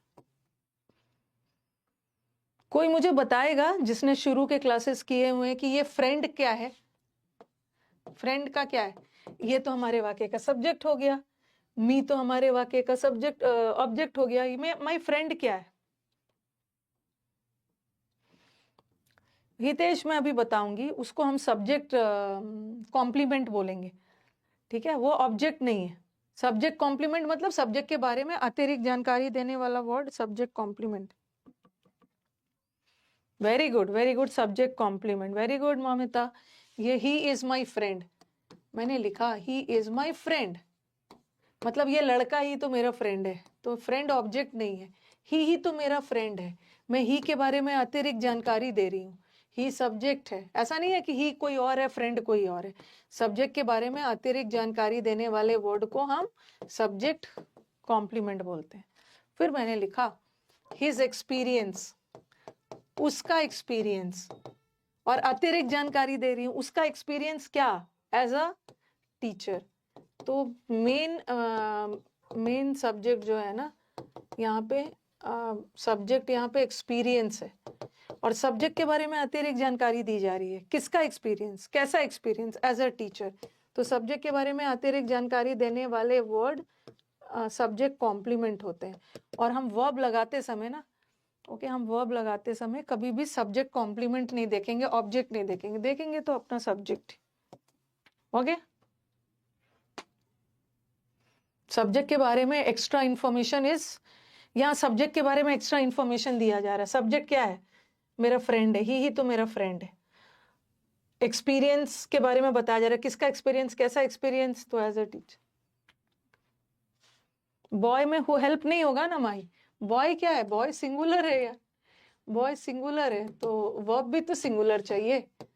नाउन में एस लगता है तो सिंगुलर होता है, वर्ब में एस लगता है, नाउन में एस लगता है तो प्लूरल होता है, बट वर्ब में एस लग गया, सिंगुलर, सिंगुलर। ओके, हेल्प नहीं होगा, हेल्प्स होगा, बॉयज होता।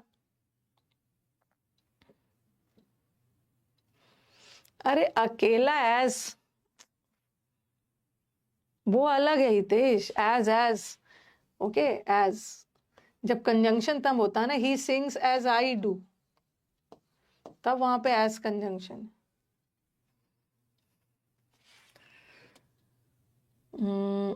ये भी हो गया।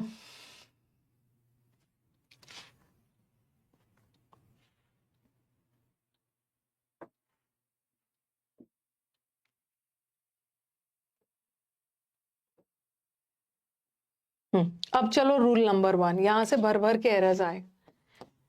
ये वाला लिखो, इतना भारी भरकम छोड़ो, अब ऐसा लिखो। सबसे पहला सब्जेक्ट वर्ब का सबसे पहला, इससे भर भर के एरर्स आएंगे। सबसे इंपॉर्टेंट रूल,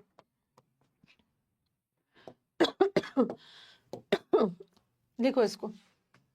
इंग्लिश में लिख रही हूँ, इंग्लिश है, इंग्लिश की क्लास है तो इंग्लिश में लिखूंगी, हिंदी में ट्रांसलेट कर दूंगी। हु रिलेटिव प्रोनाउन है, ही के लिए लगा है ना, कितना ज्यादा क्वेश्चन पूछ रहे हो ये रिलेटिव प्रोनाउन है। The boy who helped me,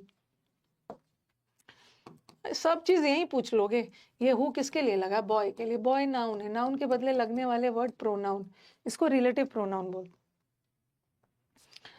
rule 1 लिखो ये वाला, make sure that the verb is, simple language में लिख रही, अकॉर्डिंग टू द सब्जेक्ट। इसको हिंदी में लिख लो, और ये सिंपल इंग्लिश लिखा है ना, you have to make sure. You have to make sure मतलब आपको सुनिश्चित करना है कि वर्ब किसके अनुसार रहेगा, जो वर्ब है ना वो सब्जेक्ट के अनुसार रहेगा। वर्ब लगाते समय सब्जेक्ट को देखना, वर्ब लगाते समय ऑब्जेक्ट वगैरह मत देखना। Okay, you have to use according to the subject. Okay, make sure कि वर्ब सब्जेक्ट के अकॉर्डिंग रहना चाहिए, ना कि and not according to the qualifier. अब बोलोगे मैम ये क्वालिफायर कहाँ से वर्ड ले आए हो? क्वालिफायर को दूसरे शब्दों में हम सब्जेक्ट कॉम्प्लीमेंट बोलते हैं, सब्जेक्ट कॉम्प्लीमेंट।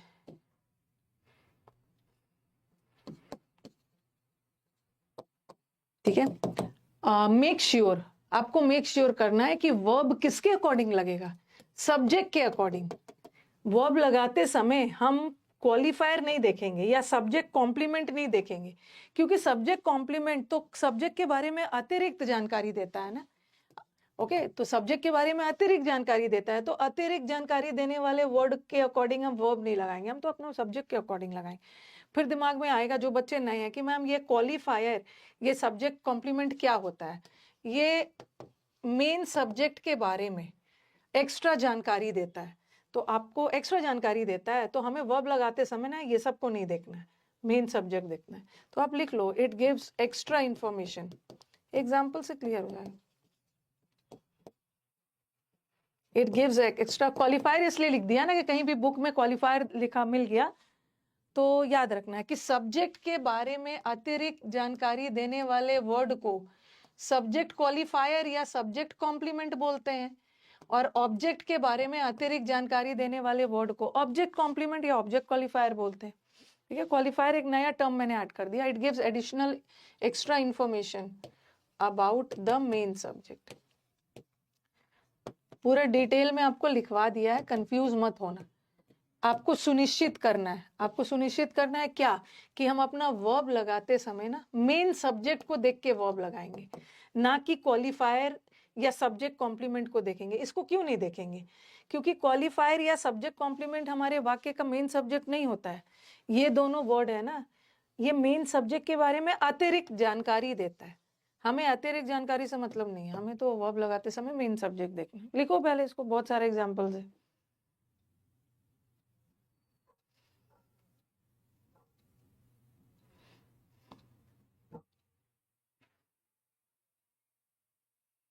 आपस में इधर मैं पढ़ा रही हूँ, आपस में वो अपना झगड़ रहे हैं, पता नहीं किस बात।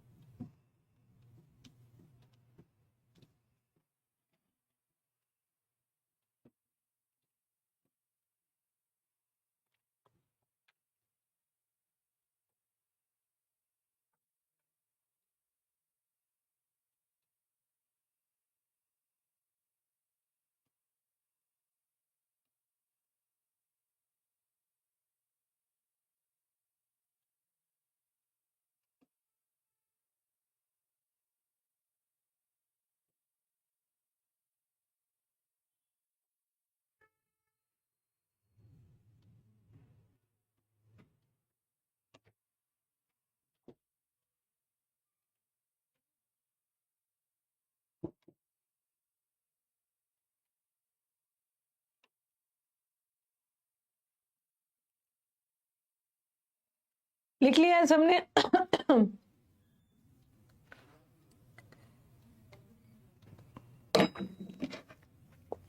इस पे बेस बहुत सारा सेंटेंसेस करवाऊंगी। हाँ, सब्जेक्ट कॉम्प्लीमेंट नहीं देखेंगे हम, सिर्फ सब्जेक्ट देखेंगे। चलो क्वेश्चंस देखते हैं। द बॉक्स ऑफ नेस्लेस चॉकलेट्स, ये जो चॉकलेट्स का बॉक्स था ना, ये मिसिंग था। अब दिमाग में आपका आएगा कि मैम इतने सारे चॉकलेट्स है, इतने सारे चॉकलेट्स है तो आर लगा दे। कुछ बच्चों को लगेगा यहाँ भी एक बॉक्स है तो इज लगा दे। आखिर लगेगा क्या? सेंटेंस का थोड़ा सा सेंस देखो। क्या चीज गायब था? गायब क्या चीज था? मिस क्या चीज था? चॉकलेट्स मिसिंग नहीं थे, मिसिंग बॉक्स था। और दूसरी बात है, यहाँ पे ऑफ प्रेपोजिशन है, ठीक है। और प्रेपोजिशन के बाद ये वाला जो था ये ऑब्जेक्ट था। हमारा ऑब्जेक्ट सिंगुलर हो या प्लूरल हो हमें उसे मतलब नहीं है, हमारा मेन सब्जेक्ट तो ये है। मेन सब्जेक्ट बॉक्स है, एक ही बॉक्स है तो इज लगाना। एक तो ये ऑब्जेक्ट है, इसको ऑब्जेक्ट भी ले सकते हो, और दूसरा ये बॉक्स के बारे में अतिरिक्त जानकारी दे रहा है ना, ठीक है। किसका बॉक्स? चॉकलेट्स का बॉक्स, तो हमें तो मेन सब्जेक्ट इज है। अब यहाँ पे देखो, यहाँ पे चॉकलेट्स भी बहुत सारे हैं और बॉक्स भी बहुत सारा है, तब आर लगा देंगे,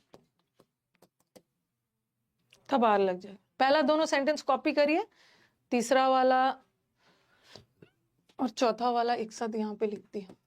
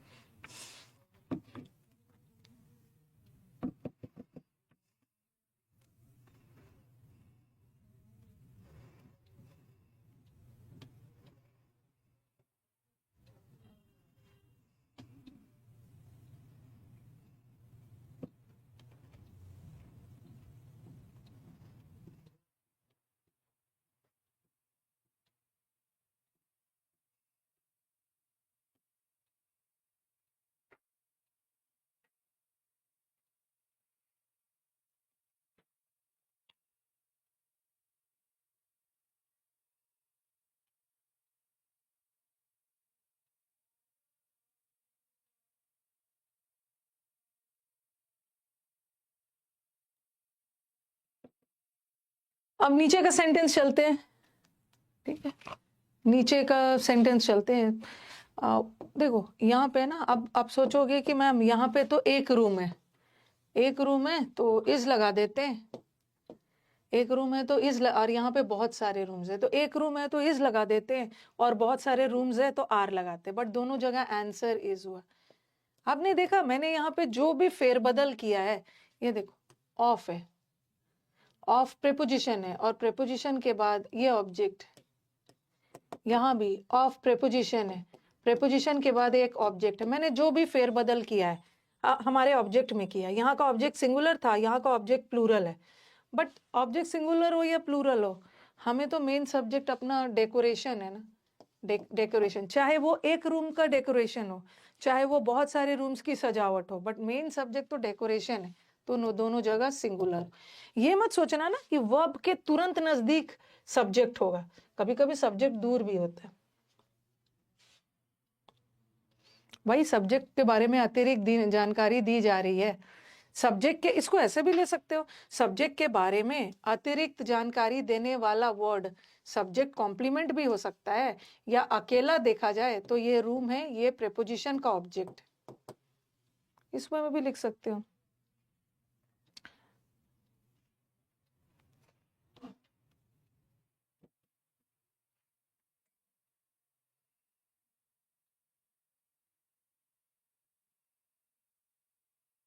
ओके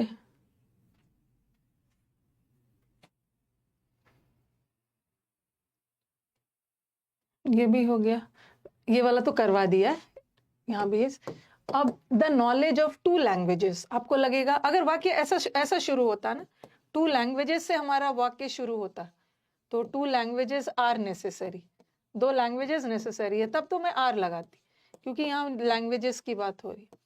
लेकिन यहाँ पे देखो बात लैंग्वेजेस की नहीं हो रही है। 2 भाषा जरूरी नहीं है, 2 भाषाओं का नॉलेज जरूरी है। तो इस सेंटेंस का मेन सब्जेक्ट नॉलेज, ठीक है, मेन सब्जेक्ट नॉलेज है। किसका नॉलेज? नॉलेज के बारे में ही एक्स्ट्रा जानकारी दी जा रही है, तो ये क्या हो गया? क्वालिफायर। सब्जेक्ट के बारे में अतिरिक्त जानकारी देने वाले वर्ड क्वालिफायर होते हैं, और हमें क्वालिफायर से थोड़ी मतलब है, हमारा मेन सब्जेक्ट तो नॉलेज। ऐसे भी देख सकते हो, या अकेला देखना हो तो इसको देखो प्रेपोजिशन, और ये प्रेपोजिशन का ऑब्जेक्ट है, और हमें ऑब्जेक्ट से नहीं मतलब, हमारा तो सब्जेक्ट नॉलेज। तो इस और ये वाला तो मैंने बता ही दिया। हिस वर्ब में एस लगा, नाउन में एस लगता है प्लूरल, बट वर्ब में एस लगता है सिंगुलर, और ये प्लूरल वर्ब। और बात हो रही है उसके एक्सपीरियंस की, एक्सपीरियंस सिंगुलर है तो वर्ब भी सिंगुलर। ये सब पे मत जाना, ये 2 प्रेपोजिशन है, और प्रेपोजिशन के बाद जो बॉयज गर्ल्स है ना, ये इसका ऑब्जेक्ट है। ठीक है, प्लूरल है, बट हमें प्लूरल से मतलब नहीं है, हमारा तो experience mean subject. Gives him understanding. अभी बहुत सारे सेंटेंसेस इस पे करवाऊंगी, क्योंकि ये बहुत ज्यादा एग्जाम में आया है। इतना भी रॉकेट साइंस वाला चैप्टर नहीं है।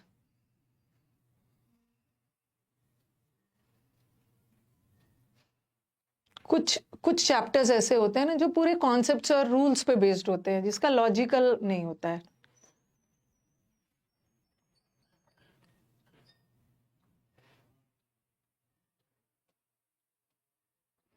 I as a teacher of English, मैं एक इंग्लिश टीचर के तौर पे आपको ग्रामर पढ़ा रही हूँ, तो as a teacher of English देखती हूँ, as a teacher of English, तो टीचर के लिए लगेगा as a teacher of English, तो मैं इज लगाऊंगी। लेकिन यहाँ पे मेन सब्जेक्ट क्या है? आई मेन सब्जेक्ट है। और देखो हर जगह ना प्रेपोजिशन नहीं आता है। अभी तक मैंने आपको जितना भी सेंटेंस करवाया, आपके लिए काम आसान हो गया। देख रहे हो, ये सब सेंटेंस में ना एक प्रेपोजिशन आ गया, तो प्रेपोजिशन के बाद तो ऑब्जेक्ट आता है, मेन सब्जेक्ट तो ये हो गया। अगेन प्रेपोजिशन आ गया, प्रेपोजिशन के बाद ऑब्जेक्ट आता है, मेन सब्जेक्ट ये हो गया। अगेन प्रेपोजिशन आ गया, प्रेपोजिशन के बाद ऑब्जेक्ट आता है, मेन सब्जेक्ट ये आ गया। लेकिन जरूरी नहीं है, प्रेपोजिशन आ गया तो आपका काम इजी हो जाता है, बट जरूरी नहीं है कि हर जगह सेंटेंस में प्रेपोजिशन आए ही।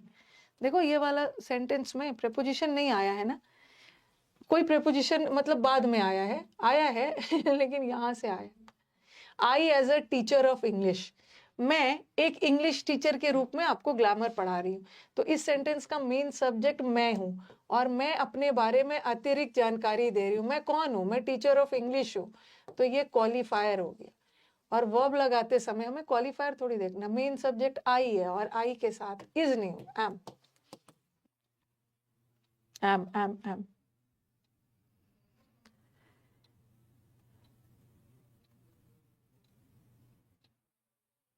प्रेपोजिशन आसान कर दे रहा, बड़ा आता नहीं है हमेशा, कभी कभी नहीं भी आता है।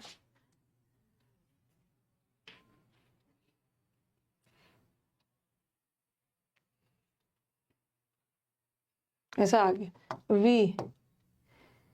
We the future of India is और are ready to work for the country. तो फ्यूचर ऑफ इंडिया देखते हो, फ्यूचर ऑफ इंडिया देखते हो तो इज लगेगा, बट बात वी की हो रही, हम जो कि इंडिया के फ्यूचर है, हम रेडी है काम करने के लिए। फ्यूचर ऑफ इंडिया रेडी नहीं है, हम are. This type of books, आपको लगेगा रे इतने सारे किताब है, किताब तो बहुत सारे हैं, बहुत सारे किताब तो है, बट बहुत सारे किताबों का एक टाइप। तो इस सेंटेंस का मेन सब्जेक्ट है दिस टाइप, ठीक है, और ये वाला तो ऑब्जेक्ट हो गया, एक ही टाइप का किताब है तो इज। और यहाँ पे किताब भी बहुत सारे हैं, दिस लगा दिया, और उसके प्रकार भी बहुत सारे, आर लगा दिया, आर।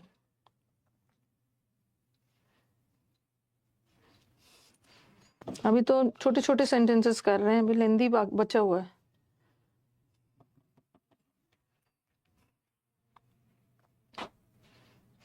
कभी कभी ऐसा भी क्वेश्चन आता है,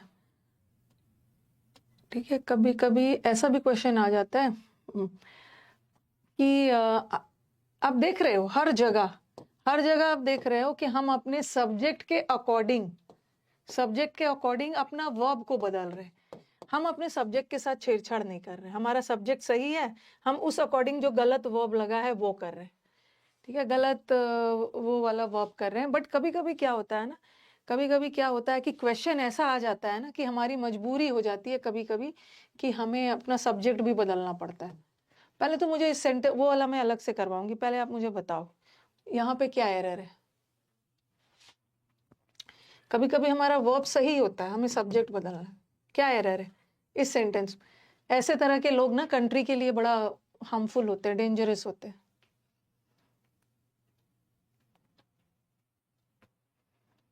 यहाँ पे देख रहे हो हमारा वर्ब सही है, वर्ब सही है, लेकिन दीज के बाद प्लूरल आता है ना, तो दीज सॉर्ट्स ऑफ मैन होगा। These sorts of man, sorts का मतलब होता है दिस टाइप, प्रकार। जैसे बोलते हैं ना दिस के साथ दिस काइंड ऑफ मैन या दिस टाइप ऑफ मैन, उसी तरह दिस सॉर्ट ऑफ मैन, तो दिस के साथ सिंगुलर लगता है। ठीक है, लेकिन अगर दीज आ गया तो प्लूरल लगा दोगे, दीज काइंड्स, क्योंकि दिस का प्लूरल दीज होता है ना, दीज टाइप्स। हाँ, तो यहाँ पे हमें डेमोन्स्ट्रेटिव एडजेक्टिव प्रोनाउन, यहाँ पे ना लक्ष्य है वो डेमोन्स्ट्रेटिव प्रोनाउन नहीं है। ठीक है, ये जो दीज है ये डेमोन्स्ट्रेटिव प्रोनाउन कहाँ से हो गया, ये नाउन लगा है और नाउन के साथ प्रोनाउन क्या लगा देंगे, ये डेमोन्स्ट्रेटिव एडजेक्टिव है। हम दीज को देख के नहीं लगाए, सॉर्ट्स को देख के लगाए, तो यहाँ पे प्लूरल हो गया। अब कुछ बच्चों के दिमाग में आएगा, ठीक है, दीज सॉर्ट्स ऑफ मेन, मतलब मेन भी है और उनके टाइप्स भी बहुत सारे, आर लगा दे। कुछ बच्चों के दिमाग में आएगा मैम ऐसा भी तो कर सकते हैं ना कि सॉर्ट को सॉर्ट रखते हैं और दिस को दीज में बदल दें। अगर हम ऐसा करते हैं तो हमें यहाँ भी बदलना होगा, यहाँ भी इज लगाना होगा, क्योंकि लोग तो बहुत सारे हैं बट उनके प्रकार तो एक है ना। ये मैन का प्लूरल मेन होता है, ठीक है, तो ये जो मेन है ना, और ये जो मैंने आर लगाया है वैसे ये मेन के लिए नहीं लगाया, क्योंकि ये तो प्रेपोजिशन है, प्रेपोजिशन के बाद तो ऑब्जेक्ट है। अगर मैं सॉर्ट को सॉर्ट रख के दिस लगाती ना, तो ये तो सिंगुलर होता है। अगर हमारा सब्जेक्ट, यहाँ भी मुझे सुधारना होता, दिस को दिस करना, और यहाँ भी मुझे सुधारना होता, और मैं दो जगह नहीं सुधार सकती ना, तो मैं क्या करूंगी, इसी को क्या करूंगी, दिस के बाद इसको प्लूरल कर दूंगी। एरर यहीं पे है, और आर सही है, आर सही। A team of scientist, a team of scientist, scientist के टीम ने डिस्कवर किया। साइंटिस्ट तो बहुत सारे हैं बट बहुत सारे साइंटिस्ट ने मिलकर एक टीम बनाया, टीम तो एक ही है ना, तो हैज लगाना। और वैसे भी ऑफ ये तो ऑब्जेक्ट हो गया। सॉर्ट का पार्ट ऑफ स्पीच क्या है बताइए, आप बताओ। दिस सॉर्ट ऑफ बुक्स क्या है पार्ट ऑफ स्पीच, इसको हमने सब्जेक्ट माना है, और किसी भी वर्ड को सब्जेक्ट होने के लिए नाउन या प्रोनाउन, तो सॉर्ट का प्लूरल एस लगाकर बना रहे हैं ना, तो ये नाउन है। वैसे तो प्रोनाउन का भी प्लूरल बनता है बट प्रोनाउन का प्लूरल जनरली एस लगाकर नहीं बनाते हैं। जैसे ही का प्लूरल हीज थोड़ी बनाओगे, दे बनाओगे, नाउन है, नाउन। हाँ, टीम कलेक्टिव नाउन है, नाउन के बहुत सारे, एक टीम है, साइंटिस्ट तो बहुत सारे हैं बट टीम तो एक ही है। अगर ऐसा होता teams of scientist, teams of scientist, तो यहाँ पे क्या है, हैव होता ना। टीम्स भी बहुत सारे हैं और साइंटिस्ट भी बहुत सारे हैं, बहुत सारे साइंटिस्ट के बहुत सारे टीम्स, तब हैव लगा।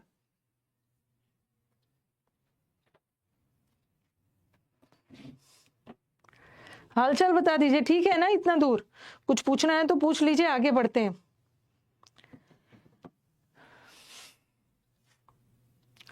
क्वेश्चन नंबर 9 दिखा दीजिए।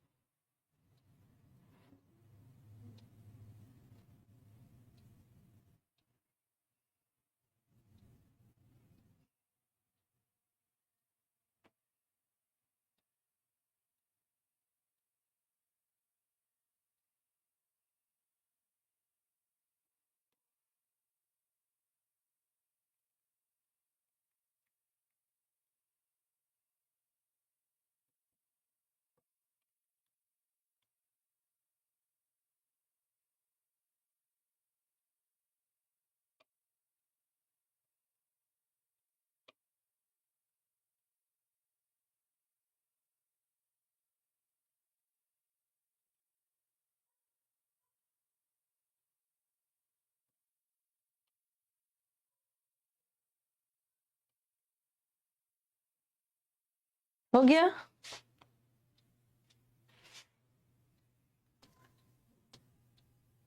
ये भी हो गया। हाँ, अभी तो मैंने छोटे छोटे सेंटेंस दिया है, मतलब ये भी एग्जाम में आया ही हुआ है, लेकिन थोड़ा सा छोटा है। अब आ जाओ, इस रूल पे ना मैंने बहुत सारा क्वेश्चंस करवाना है। While the war of the generals rage on, यहाँ वाइल का मतलब सबसे पहले मुझे बताओ, ओके, सबसे पहले मुझे बताओ कि मैंने वाइल को क्या बताया। बताया था ना कि वाइल प्रेपोजिशन भी होता है और वाइल कंजंक्शन भी होता है। एक वाइल का मतलब होता है दौरान, खेलने के दौरान, वाइल प्लेइंग, टाइम बताता है। और एक वाइल का मतलब होता है जबकि, जबकि उसने कड़ी मेहनत की, बेचारा फेल हो गया, कॉन्ट्रास्ट में यूज होता है। तो यहाँ का वाइल क्या दिख रहा है? यहाँ का वाइल क्या दिख रहा है?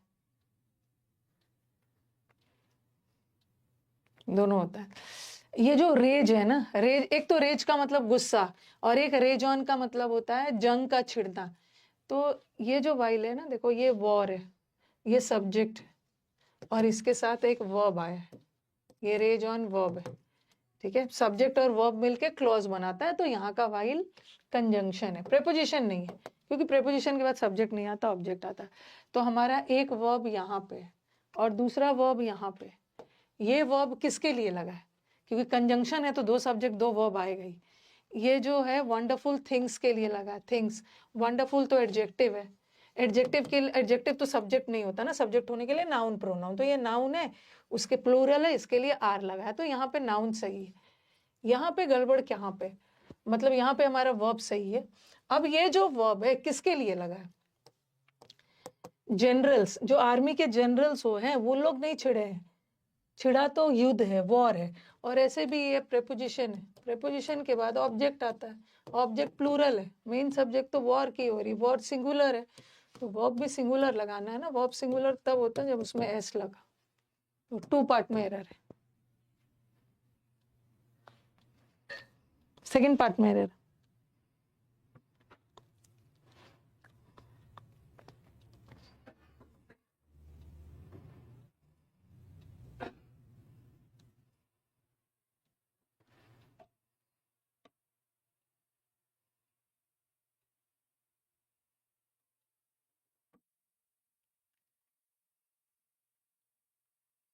हो गया ये। अभी बहुत सारे क्वेश्चंस है इस रूल पे, आज नहीं खत्म होगा, कल तक, कल भी इसको, इस रूल पे क्वेश्चंस करवा दूंगी, फिर हम लोग आगे बढ़ेंगे। वाइल कंजंक्शन, जबकि युद्ध छिड़ा हुआ था, एक जगह युद्ध छिड़ा हुआ था और एक जगह अच्छी अच्छी चीजें चल रही थी, मौज मस्ती वाली चीजें।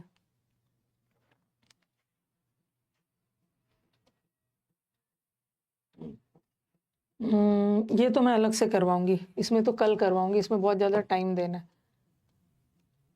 हाँ, सेकंड वाला पहले देख लो, सेकंड वाला क्वेश्चन देख लो। अभी वो वाला ना फ्रैक्शन वाले में टाइम लगेगा, इसलिए मैं इसको बाद में कराऊंगी। वॉर के लिए रेजेस लगा है, वॉर सिंगुलर है तो वर्ब भी सिंगुलर। फ्रॉम माई होटल, मेरे को अपने होटल से बहुत सारे बर्ड्स का झुंड दिखता है। देखो ये फ्रॉम प्रेपोजिशन, प्रेपोजिशन, प्रेपोजिशन के बाद ये जो आया है ये ऑब्जेक्ट, ठीक है, ऑब्जेक्ट है। आई कुड सी क्या है? वर्ब है, और वर्ब किसके लिए लगा है? इस सब्जेक्ट के लिए। तो कहने का मतलब है कि ये जो वर्ब लगा है, मैं देख रहा था ना, तो मैं सब्जेक्ट हूं और देखना वर्ब है, और ये जो होटल है ये प्रेपोजिशन के बाद आया ऑब्जेक्ट, ये हमारा कंजंक्शन है। कंजंक्शन के बाद अगेन ये सब्जेक्ट, किसका? फ्लॉक का मतलब है झुंड, और ये ऑफ प्रेपोजिशन है, प्रेपोजिशन के बाद ये ऑब्जेक्ट, ऑब्जेक्ट है। अब यहाँ पे हमारा वर्ब बताओ, ये वर्ब गलत, आपको लगेगा इतने सारे बर्ड्स है तो वर लगा देते हैं, लेकिन बर्ड सेंटेंस का मेन सब्जेक्ट नहीं है, कंजंक्शन के बाद एक नया सब्जेक्ट शुरू होता है ना, ये प्रेपोजिशन है, ये तो प्रेपोजिशन का ऑब्जेक्ट है। वर्ब लगाते समय हमें सब्जेक्ट देखना। बर्ड्स तो बहुत सारे थे, बट बहुत सारे बर्ड्स का एक झुंड, जैसे बहुत सारे साइंटिस्ट का टीम होता है, स्टूडेंट्स का ग्रुप होता है, तो फ्लॉक है, तो यहाँ पे वॉज लगाओ, सिंगुलर लगाओगे, singular, was flying. Flock mean subject. Sentence lengthy lengthy आएगा।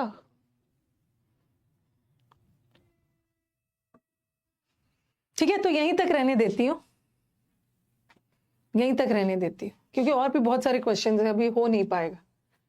ओके, कल इसको कंटिन्यू करेंगे। कल जितने भी क्वेश्चंस बचे हुए हैं वो सॉल्व करेंगे और फिर दूसरा रूल पे मूव करेंगे।